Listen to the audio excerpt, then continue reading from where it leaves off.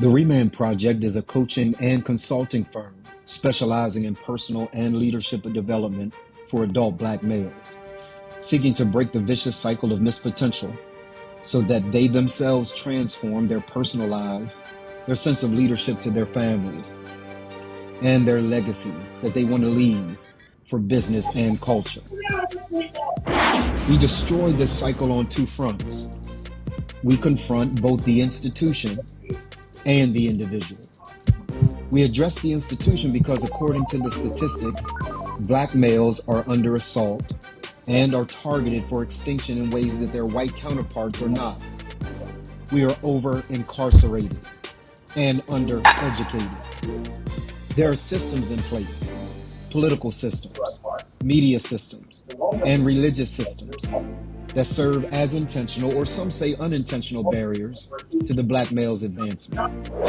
As a result, we work to raise public awareness about issues confronting Black males, promote healthy and positive images about Black males, curate spaces to share information and resources about programs, services, and support for Black males, support knowledge creation and dissemination around these issues, and provide a forum for Black males to both speak and act for themselves.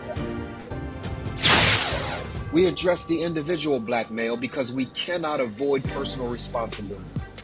We are now overmothered and underfathered. We make bad social choices, and we avoid responsibility for getting ourselves out from under the social plight that we face. We will develop the moral compass and character necessary to face the adverse realities that are faced in everyday life. We live by the premise that even that which is not our fault is still our responsibility. In 2019, we answered the call to transform the culture one man at a time. Our society, our families, and men in particular are in a state of crisis. And the goal of the Reman Project is to curate the largest, strongest, and dopest community of Black males in the entire world. We then create awareness and action against the institutional and individual impediments that exist against the foundation of our culture and overall society, which is the Black male.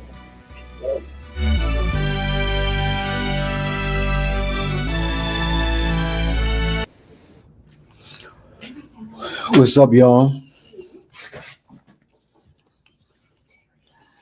Let me know that you're watching. Tell me where you're watching from. Good afternoon to everybody.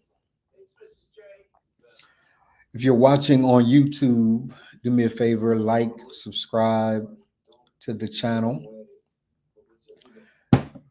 If you are watching on Instagram, follow me. If you're watching here on Facebook, any of our Facebook pages, my personal page, my business page, if you're watching inside the Reman community and you're new to the Reman community, welcome. Thank you for hanging out with us. It's been a day, y'all. It's been an absolute day. And I want to, let me see. I don't like that. I don't like that. Okay. I think I like that. It's been an absolute day. One of the most bananas days I've ever had in my life. Yes, what you read as it relates to today's topic is absolutely true. And I'm going to explain to you in just one moment. So do me a favor. If you can hear me, let me know that you can hear me. Just kind of type it in the chat. Yes, Donald, I hear you. Let me look over here on Instagram. See how everybody's rolling on Instagram. Tag someone. Let someone know that we are live. Let someone know that we are live. Let someone know that we are live. Let's see something real quick. All right. over on Instagram. What's up, Abin? Good to see you, man. TT Streets, good to see you. Thank you for hanging out. Yvette at Lars, thank you for joining. Eugene Lum, good to see you, my guy. Thank you for joining. Ms. Hall, thank you for joining. Joanne, thank you for joining. Juicy Heads and Spicy Tails, thank you for joining. Andrew Landry, yeah, this is about you. So I'm glad that you are here with me today as well.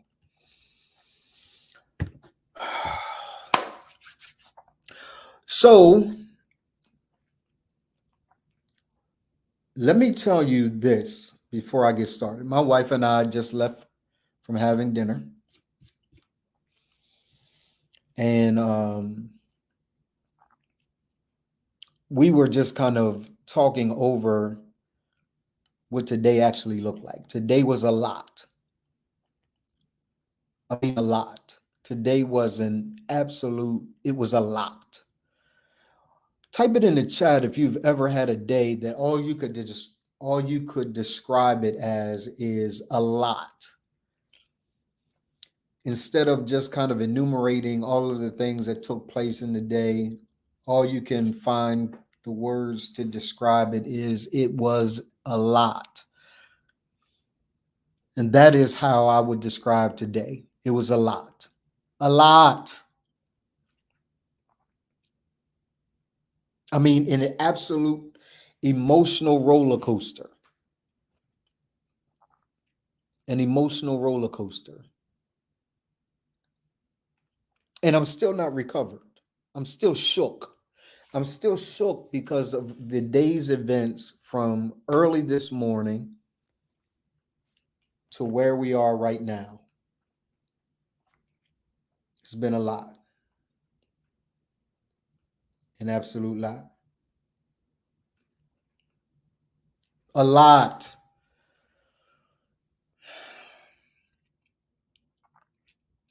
Good evening, y'all. I'm Donald Morton.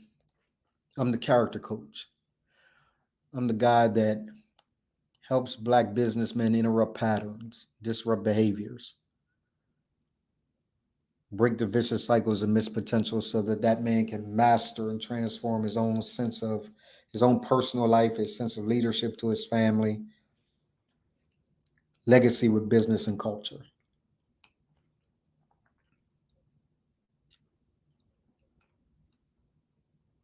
Today shook me.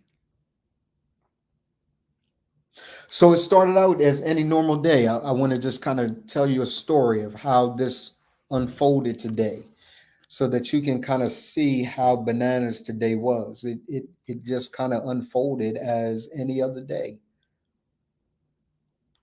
Nothing special about it. I got up and really dealt with my day as I would any normal day. Did my little run walk today at 7 o'clock this morning. Got up, spent time with God from 6 o'clock to 7 o'clock today. 8 o'clock begin work after I shower, after I begin my day. 8 o'clock. Let me see what time I got a call. I got a text this morning, and I want to tell you, I got a text this morning at 10:22 by a friend of mine in Houston, Texas, and the friend of mine said, "Call me, bro." Now, this is a guy who I have a great relationship with, but I don't hear from him all the time, right? So when he says, "Call me, bro," it's something serious. So I called him,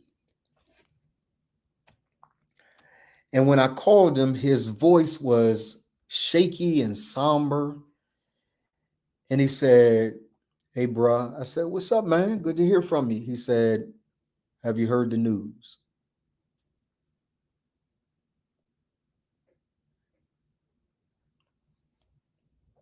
And I said, what news?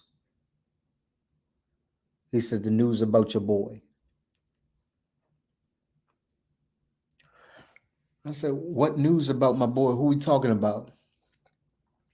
And he said my boy's name.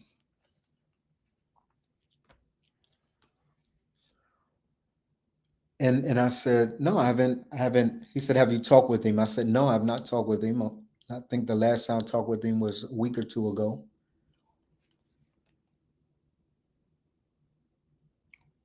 He said, man, it's bad news. I said, what bad news? He said, the news that's worse, that there's no worse news that you could hear. I said, he died? He said, yes.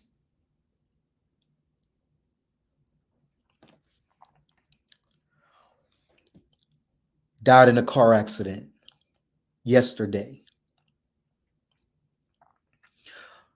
So we were busy just kind of trying to figure out what the hell happened. Like, what, it's not enough just to hear that your friend died in a car accident. Like what the hell happened? And why am I just hearing about it a day later? Like, what's good? And he shared with me, he said he died in a car accident. Someone saw it on Facebook and he's gone. I broke. So we hung up and we still had a couple of loose ends to kind of figure out what the hell was going on. Because I was in disbelief. Like, how could my friend, my boy, be gone? Well, we know how a person can leave here, but not so soon. Like, how, like what, like what?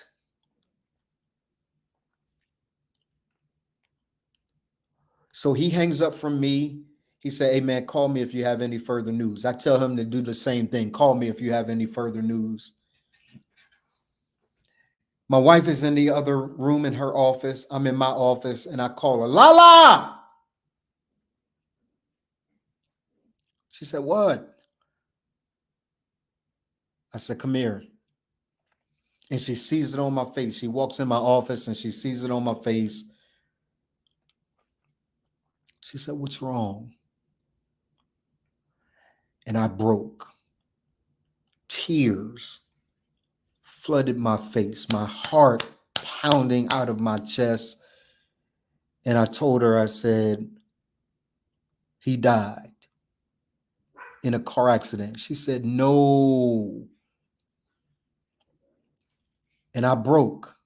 So she comes around to my desk and she holds me and she's rubbing my head and she's allowing me to cry and mourn the loss of my friend.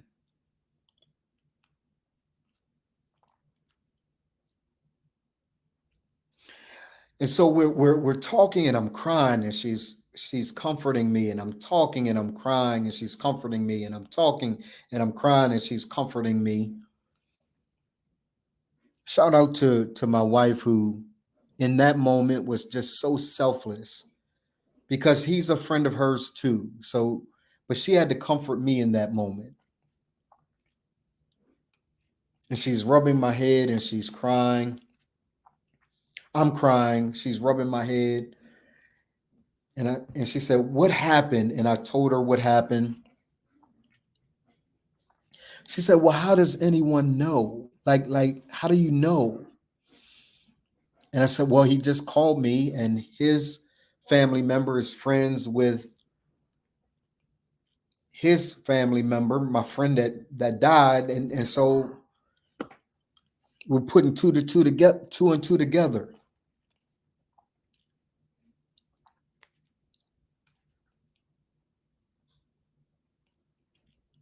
So after we put two and two together, and after we're trying to listen for the phone call from my boy in Houston to tell me about my boy that died in Houston, I'm broke. I'm shook. So we decide as a couple, let's figure out what the hell's going on. So let's play some individual calls until the Spirit of God says to me, Donald, text him. You going all the way around about trying to figure out who it is, who you can get to verify what's going on. Text him. And I send him a text in the signature style. I say, hey, bro, because I knew that if he answered me, obviously that he had not passed away, but if he answered me in his signature style, means somebody else didn't have his phone. Because my wife said, babe, it looks like he was on Facebook less than a couple of minutes ago. He was supposed to have died the day before. So she said, somebody's on his page. I said, maybe his wife's on his page. I don't know. So I sent him a text. I said, hey, bro. And I wait for minutes that seem like hours. And nothing comes back. Nothing comes back. So I'm talking with my wife and I'm crying. And I'm talking with my wife and I'm crying. And she's holding me and she's hugging me and she's talking me through it.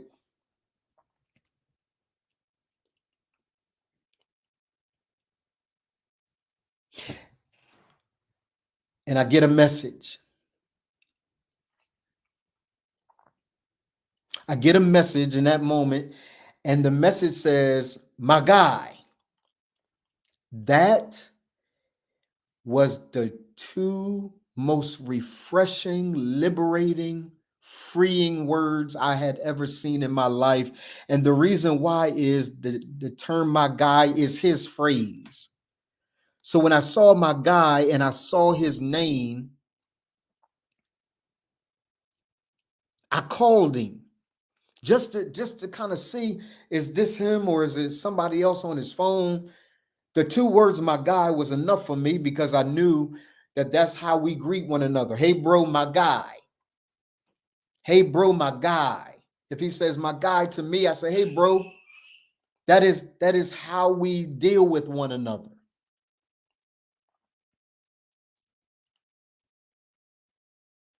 I called him.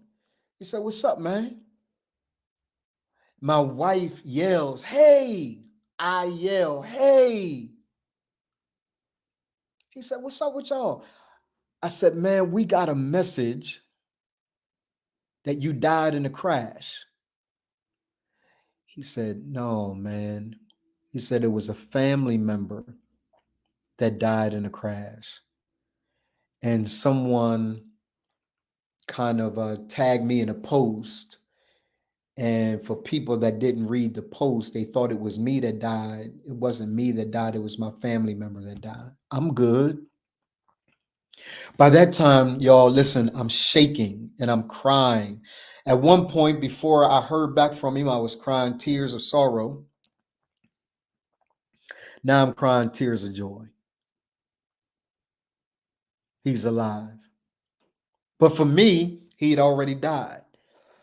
He died and he came back to life. For me, I dealt with every single emotion that a brother could have for a friend that he loves and that he respects and that he honors. I dealt with it the way that I could. For me, the man died. When I saw his message, it meant for me that the man came back. He came back to life.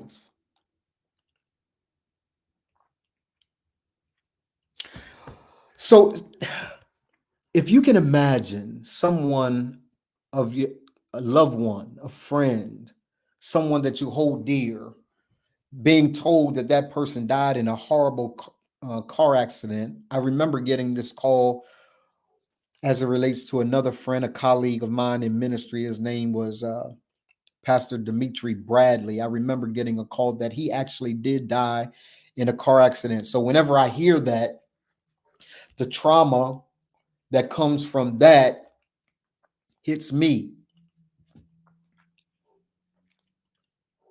So I remembered that. I remembered the pain of getting that call. And here I am getting another call of a young black man losing his life to a car accident. But he didn't die. He died in my mind, but he came back to life. He died in my mind, but he came back to life.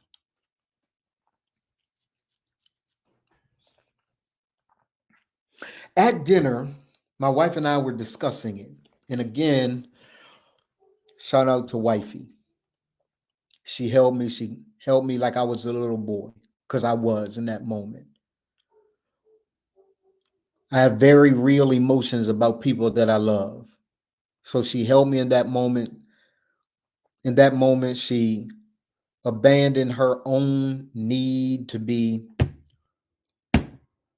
held or to be comforted, and she comforted her husband.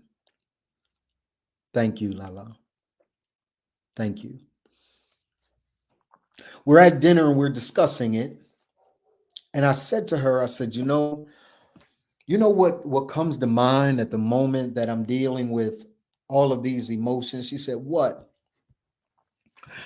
I said, it's the one lesson that I got out of all of this is my real desire, my personal desire as a man, my desire as a husband and as a father, my desire, my desire as a business owner.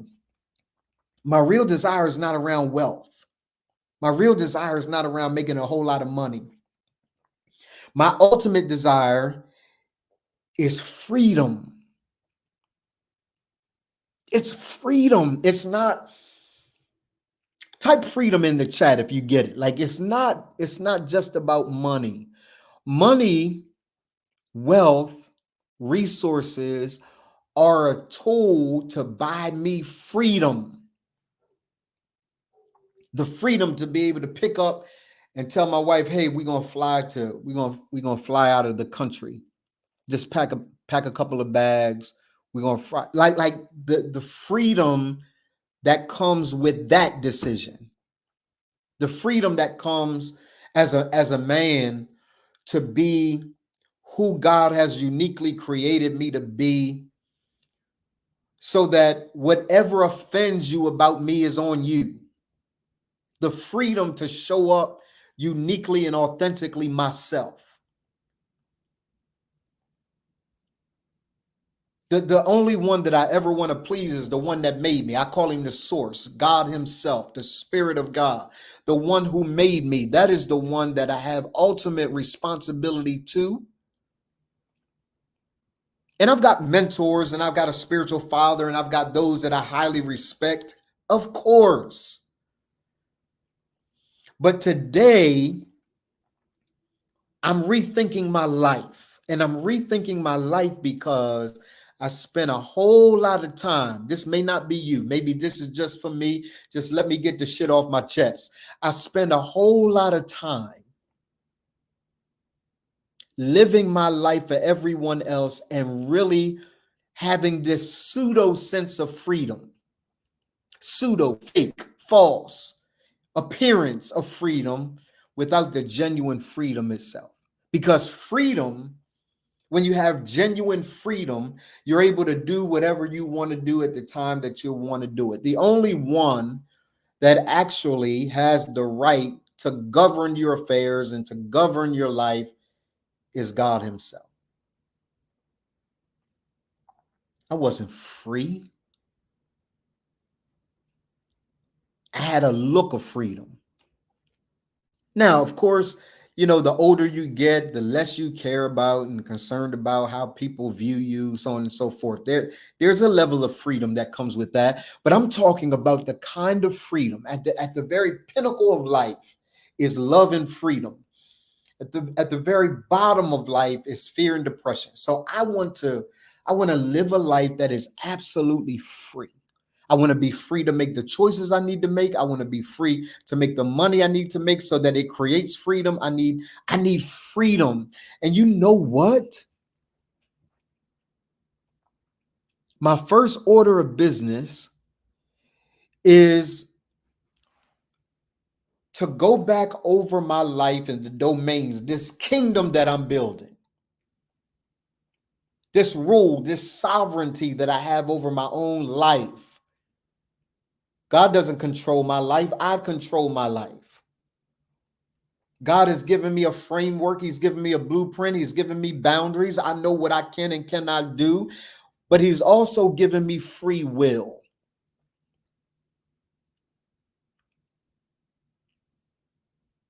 And today, when I thought I lost my boy forever, I had not talked to him in a couple of weeks. He's been busy doing his thing. I'm busy doing my thing. And the truth of the matter is, I almost lost a friend that I had not talked with. In my mind, I lost him. He's back, and I'm grateful that he's back. But in my mind, I lost a friend, and I hadn't seen him in years. He doing his thing, I'm doing mine.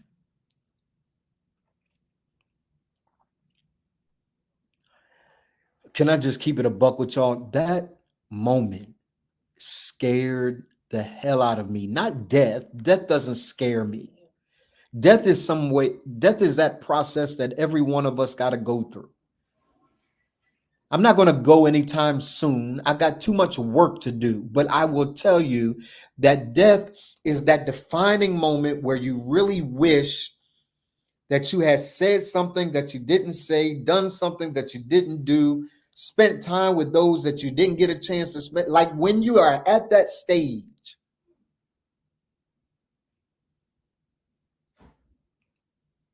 death is a defining moment. It's a sacred moment. It's a divine moment.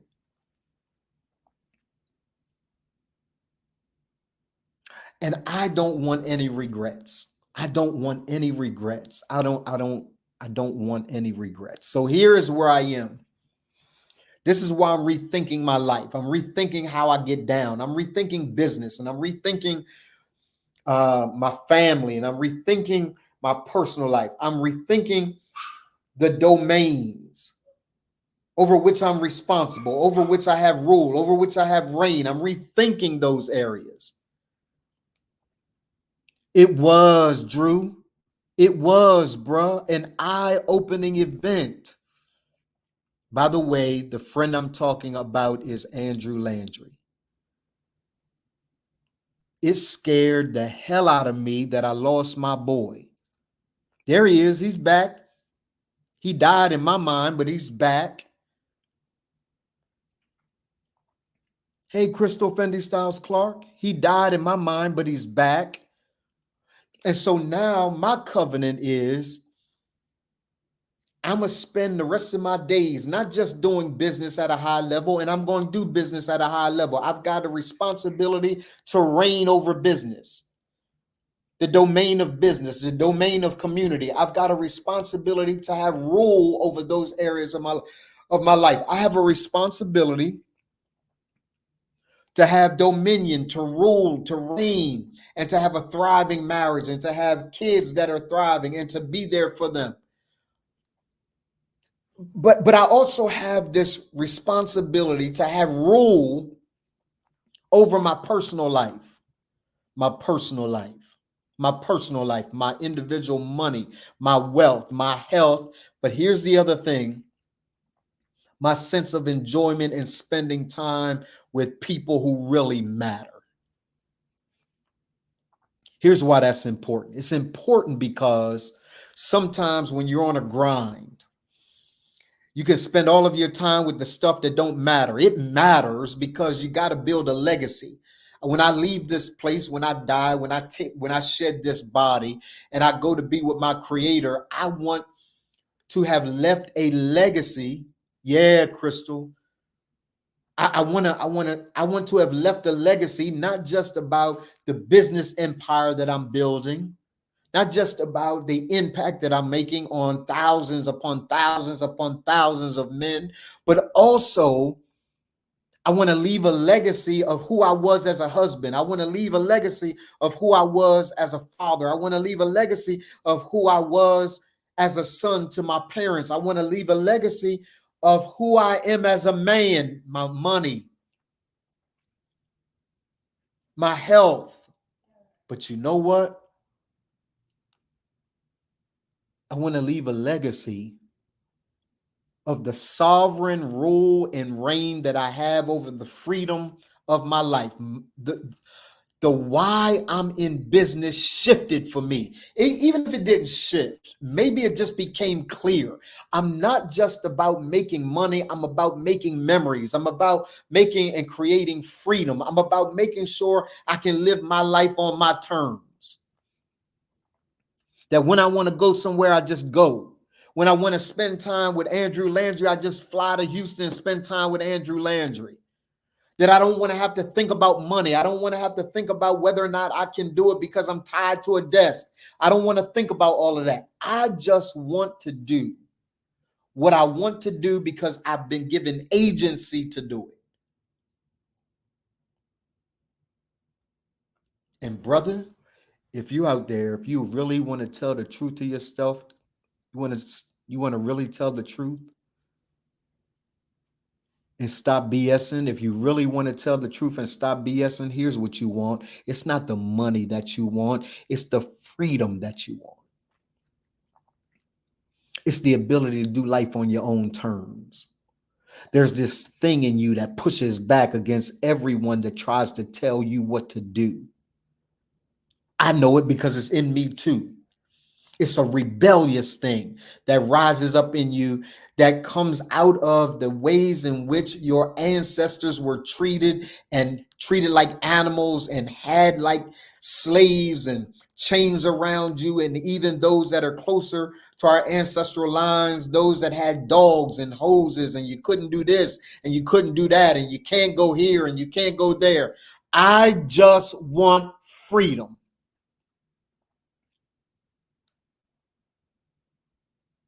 I just want freedom. Yes, ma'am, Crystal. I just want freedom. No one else is going to tell me what to do. And for those of you that have great relationships that mean something to you, Andrew Landry means something to me. And when I thought I lost him and I put my head in my wife's bosom as she was just kind of rubbing my head, babe, and I broke and I'm sobbing and I'm sobbing and I'm sobbing and I'm sobbing uncontrollably and I can't get myself together. In that moment, in the same way that Andrew just said, he said an eye-opening event. In that moment, it all became crystal clear to me. I'm going to leave this earth at some point. I'm going to leave here. I got to shed this.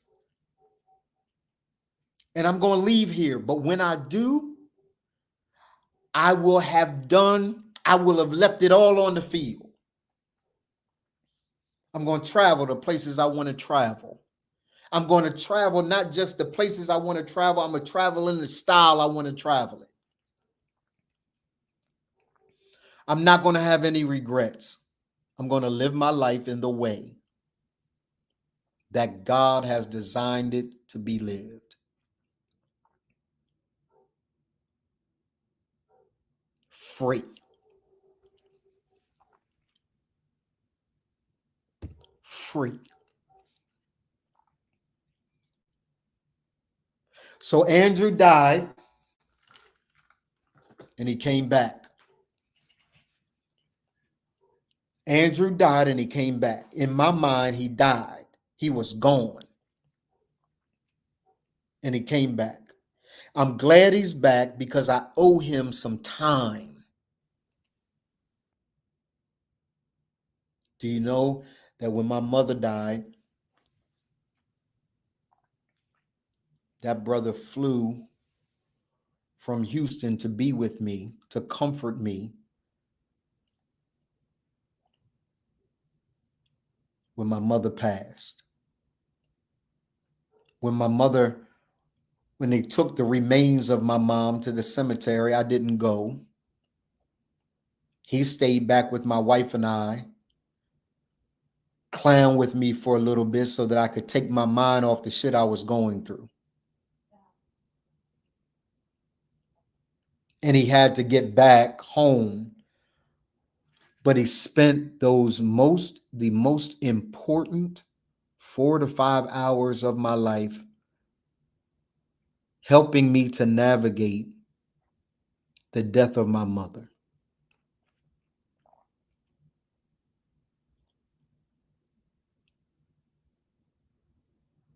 Thank you, bro. So, what matters to me at this stage of my life is freedom. Yeah, I want to make a boatload of money, goo gobs of money, but not just to have money, but to have freedom. And not just to have money for me, but to make sure that when I check out of here, my wife is free. And when she checks out of here and I check out of here, our kids are free.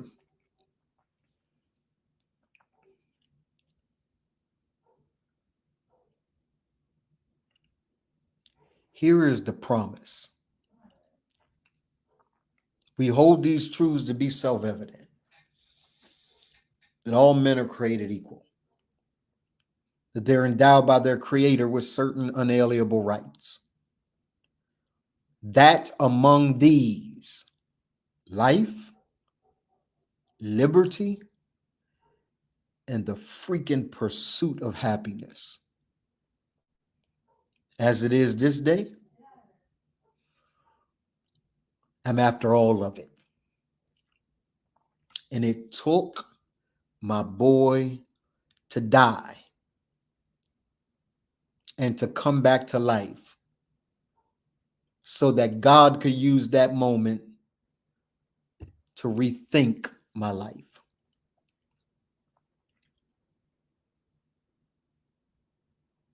Yeah.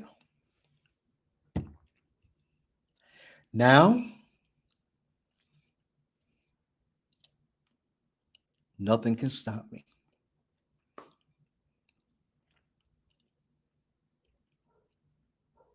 I'm about to live the life of my dreams. Thank you, Andrew Landry, for dying. More importantly, thank you for living again so that I can make some determinations about my own life.